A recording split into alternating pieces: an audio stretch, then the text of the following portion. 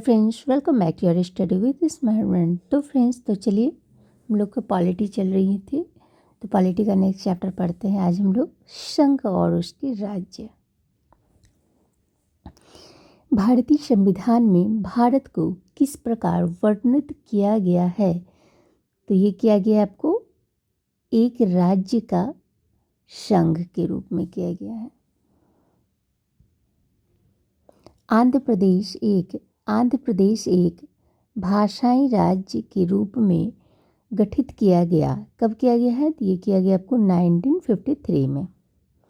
किसी राज्य के नाम में परिवर्तन करने का अधिकार किसको प्राप्त है? तो ये संसद को प्राप्त है। अन्य रजवाड़ों के भारत में विलय के बाद भी किन तीन राज्यों में भारत में शामिल होना विलंबित किया? तो ये किया गया आपको जूनागढ़, हैदराबाद, जम्मू कश्मीर को।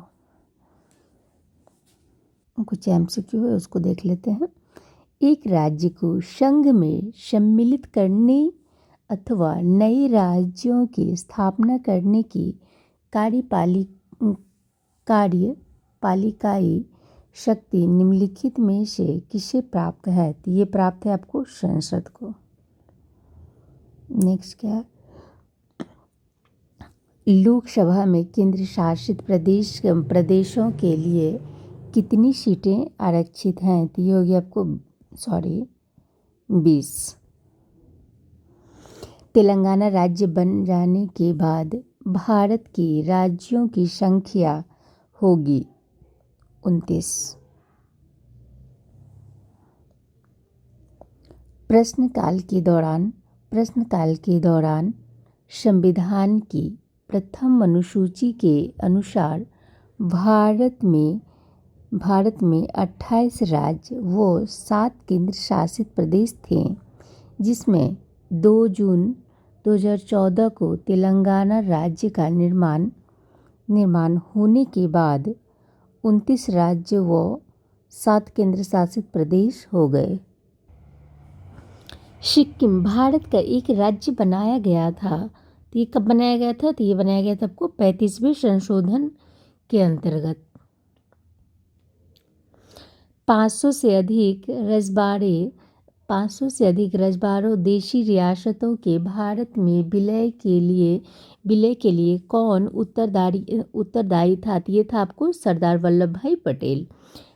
भाषाई आधार पर राज्यों का पुनर्गठन किस वर्ष किया गया था? ये किया गया था 1956 में।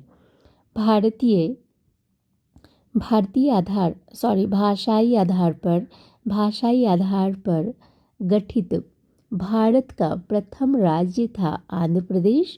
राज्य पुनर्गठन आयोग का गठन किस वर्ष किया गया था? तो ये किया गया था आपको 1953 में। पांडिचेरी को किस वर्ष भारतीय संघ में सम्मिलित किया गया? तो ये किया गया था 1962 में। राज्य पुनर्गठन अधिनियम 1956 के पश्चात राज्य और संघ शासित क्षेत्रों की संख्या क्रमशः थी। कितना थी? 14 से लेकर 5। वर्तमान में भारतीय संघ में राज्यों और केंद्र शासित प्रदेशों की संख्या क्रमशः कितनी है? तो योगी आपको 28 और 7।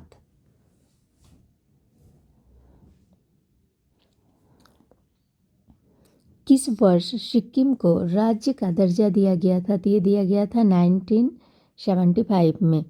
भारतीय संघ में सम्मिलित किया गया था 28वां राज्य 15 नवंबर 2000 को।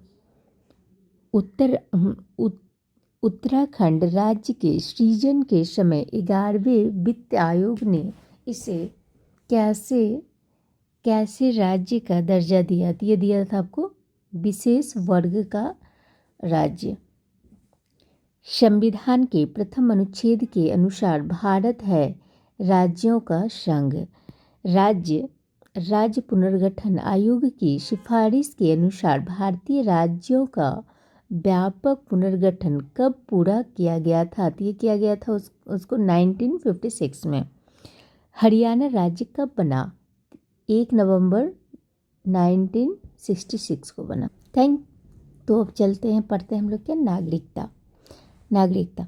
भारतीय संविधान कौन सी नागरिकता प्रदान करता है? तो ये करता है आपको एकल नागरिकता।